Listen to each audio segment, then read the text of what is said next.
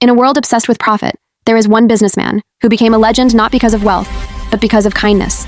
This is the true story of Ratan Tata, the man who turned compassion into one of India's greatest business empires. Ratan Tata was born into the Tata family, a respected business clan in India. People assume he had an easy life, but he didn't. When he was 10, his parents separated. He and his younger brother were raised by their grandmother. He grew up shy, quiet, and constantly questioned the meaning of success. Even as a child, he believed something different. Success means nothing if it does not help others. After studying engineering, he joined the Tata company, not as a manager, not as an executive, but as a simple worker in a steel factory. He carried tools, he shoveled furnace materials, he worked shoulder to shoulder with ordinary laborers. He wanted to understand how real people lived, their struggles, their needs, their value.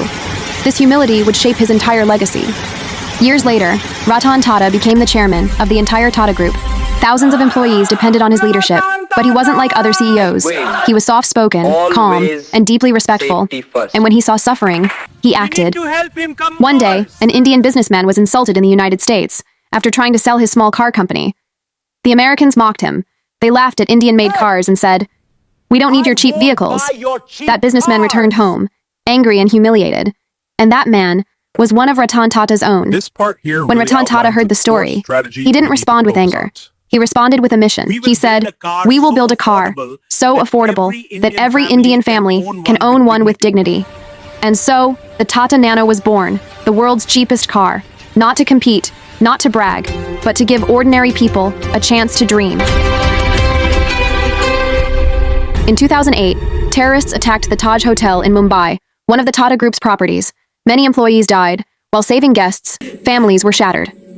Ratan Tata personally visited every injured employee, every family, every widow. He paid for medical treatment, education, housing, and financial support. Quietly, without cameras, without publicity, because for him, business wasn't about profit. It was about people. Under his leadership, Tata expanded into global companies, Jaguar, Land Rover, Tetley Tea, but Ratan Tata never cared about becoming the richest man in India.